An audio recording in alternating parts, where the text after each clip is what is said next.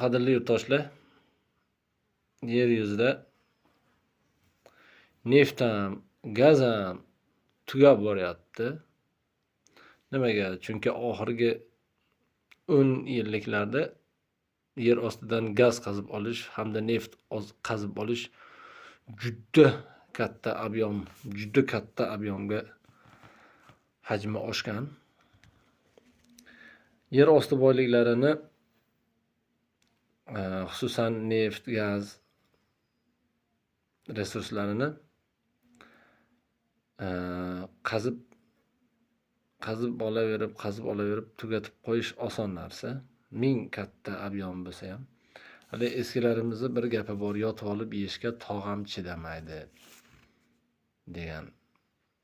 Mana o'shaning uchun insoniyat shosha-pisha elektromobil deydimi, boshqa yo'nalishlarga o'tyapti.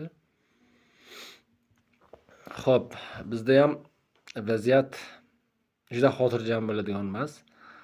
Biz asosan gazga boy mamlakat bo'lganimiz bilan bu gaz ham qachonlardir tugaydi. Tugab bitib to bir nima deydi?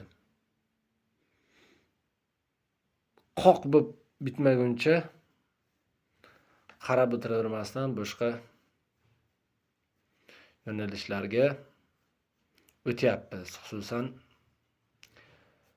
xo'p, mana quyosh panellari kimlardir juda vahima qilyapti, majburlov yoki boshqa deb. Lekin yo'q. O'tish kerak.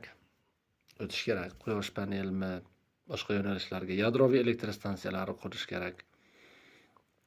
Endi odamlar energiyaga bo'lgan ehtiyojlarini